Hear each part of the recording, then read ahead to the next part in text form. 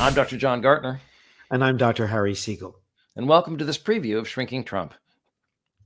This week on the show, we go over the debate and we look at Kamala Harris's extraordinary performance and Donald Trump's inability to respond to it. We actually go over, as psychologists, the cognitive decline and really the cognitive collapse during that debate. The thing that everyone feels, but not very many people are able to describe. John? Yes, we're going to be going over the debate in great detail, but I would summarize it as victory, victory, victory. Most importantly, as we will show, Kamala completely beat the crap out of him, but it also validated the strategy that George Conway has introduced, which is to provoke him and to kick him in the crowd size, which causes him to completely unravel. And finally, it's also a validation of our attempts to get this into the press because it is finally being reported on. Yes, indeed. And also this week, we're going to be interviewing Kamala Harris biographer Dan Moraine and really learning about how we can see the real Kamala in this debate performance. And listen, although you're going to enjoy the analysis of the debate, it's a great interview. Dan Moraine's a fantastic journalist, and I think you'll learn a lot if you tune in. My takeaway is, hey guys, this is the debate. And I just have to say, today's show is all about victory. Victory, victory, and victory. The main victory, of course, is that Kamala Harris decimated Donald Trump, just as I thought she would. And she did it in all the right ways. And we're going to get into that in detail. And victory in another way, which is that the strategy that George Conway has suggested is working. And Kamala used it during the debate. And we'll be getting into that too.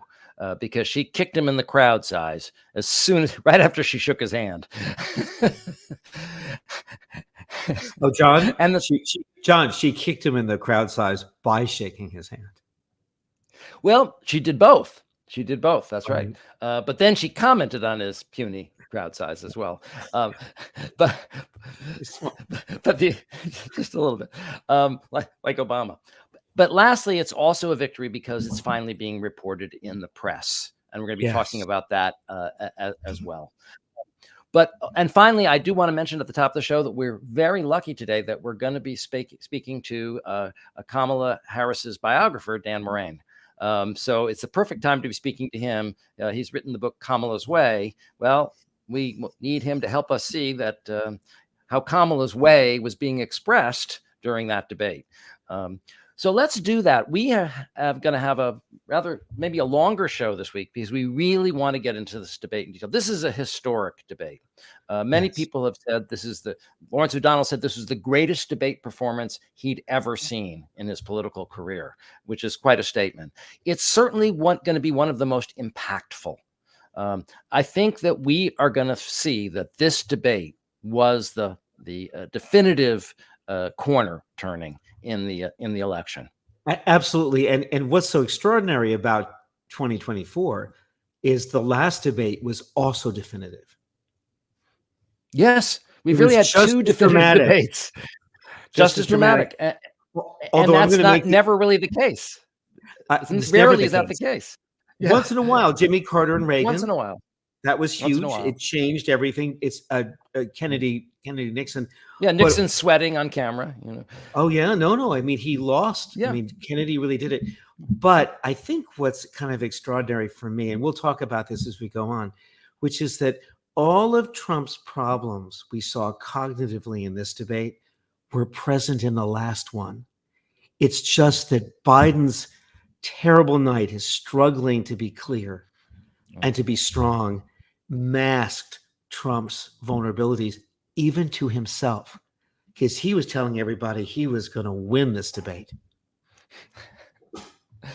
Well, and we're going to get into this, but he's also showed in this debate all of the signs of cognitive decline that we've been pointing to all along, but here they were flagrantly on display. But one of the things I want to start talking about, because your colleague and mine, Drew Weston, wrote a book called The Political Brain, in which he has the hypothesis that there's really one variable that matters in these kinds of political contests. One person is going to come off as dominant over the other one. And that is the person who will be elected. And the most important thing that happened in this debate is that Kamala established dominance over Donald Trump, something that we have not seen before. So some people have said that Kamala won this debate in the first 7 seconds. So let's see those 7 seconds.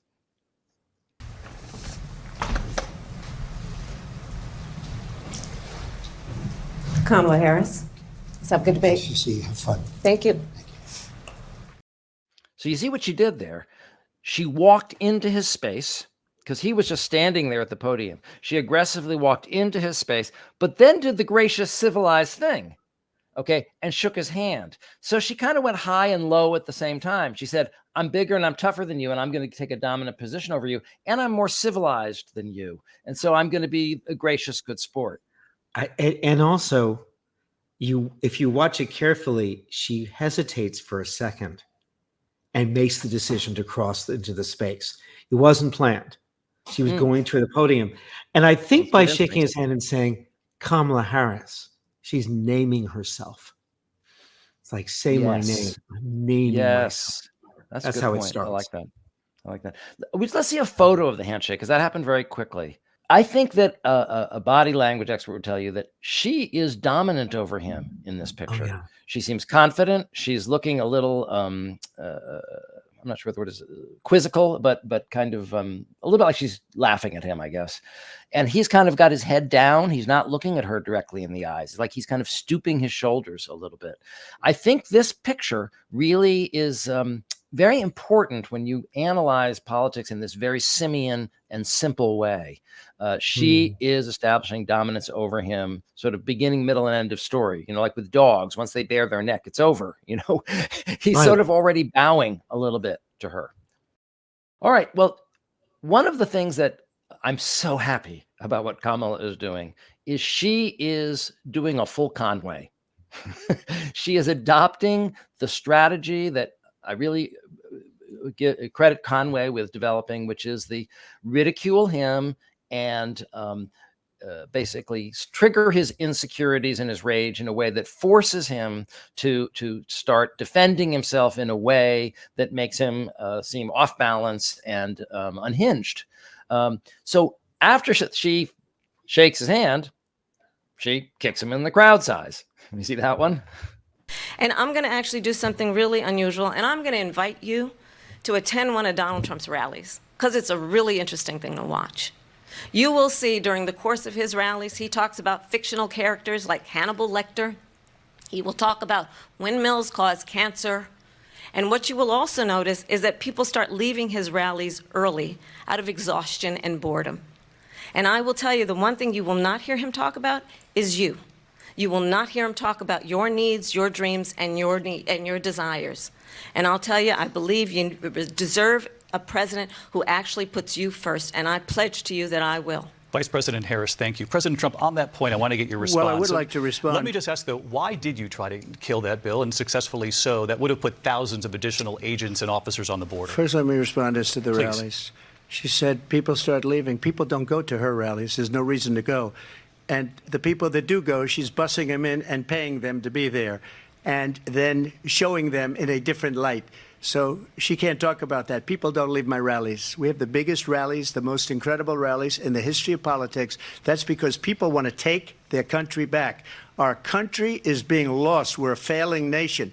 And it happened 3.5 years ago. And what's going on here, you're going to end up in World War III, just to go into another subject.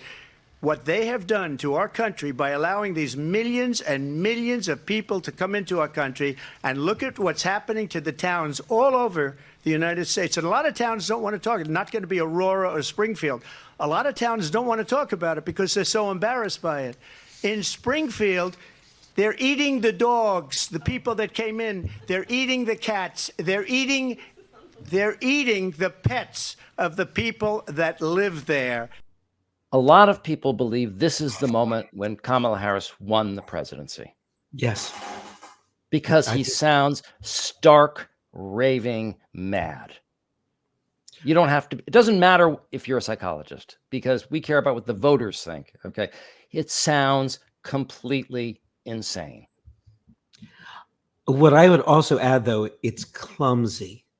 He mentions World War III, and then the millions of these are all things we've heard from the rallies. I've watched most of the rallies. I've heard all of it before, but it's clumsy. He's taking a piece of it and a piece of this and a piece of that, and has stepped on his own point. And her response is extraordinary. She's pretending to be amazed by how crazy it is. Well, she's it modeling actually is shockingly crazy. No, I know, but she's studying. She's modeling. She's heard him do this before. Yes. She's modeling. No, that's right. They prepared for her, and they were aware of the reality of the split screen. In other words, if she's looking like, they used it so well, because as he's talking crazy, right? If she's looking like, what the hell are you talking about, man? Just with her facial expression, that is a rebuttal. It is a rebuttal. It's a visual rebuttal. And you're right about it being disorganized, because as crazy as that conspiracy theory is, he didn't actually invent that. I was actually going to have that in the show before the debate. This is this horrible rumor. No one even knows where it got started, but it was amplified by J.D. Vance and a bunch of Republicans in Congress and Elon Musk. Hundreds of millions of people saw this. This is blood libel. You know, this makes me really, really angry as a Jew. You know, Harry, you know that there used to be, from the Middle Ages, right, this myth that Jews use the blood of Christian babies for their Passover matzah. And so every year around Passover, there's a little pogrom against the Jews, you know, just to pay them back for the Christian babies they're not killing. And so when you start spreading this kind of blood libel about an ethnic group, you're really setting them up to be the objects of violence. But what you're saying about his gumming things together, it's so a little bit like when Biden said, I killed Medicare, or I saved Medicare, or I beat Medicare, right? There was actually an idea behind it, okay? But here, it's a really racist, disgusting rumor that's been circulating around the internet. But because most people, okay, don't like live on Twitter the way I do, most people had not heard about the crazy racist trope. And because he came out with it in such a disorganized way, it sounded like I beat Medicare, except it sounds like they're eating dogs and cats with no context, with no explanation. So it sounded even more crazy than it was because of his cognitive decline. So he's presenting a crazy racist idea that's been circulating on the rumor mill, on the conspiracy, right-wing conspiracy mill. But because he's so cognitively broken down, he presents it in a way that makes it seem even more nuts than it is. But just one quick point, which is that we have watched on this show, if you've watched our previous episodes, that when Trump is being interviewed by people who love him and believe his lies, in what Nicole Wallace called Earth 2, if he's not emotionally agitated, he's in much more rhetorical control. He can speak much more in a more organized way. But she got to him. And when he got agitated and aroused, and because his cognitive abilities were declining, what happened was it became mangled. Like, they're eating babies and they're eating pets and you're doing this. And she just is sitting there just. And that was the strategy. That was the play. This was in the playbook. Okay. Right. The kicking him in the crowd size thing. I'm not really using that as a real metaphor. The point was that she took a punch. She punched him right in his narcissistic vulnerability, knowing that would produce the very reaction that you just described. And it worked. So the show is Shrinking Trump. You can find it on the Really American Network. You can also search for it and hear it on Spotify and Apple Music. It drops on Fridays in the afternoon. We hope to see you then. See you later. Bye.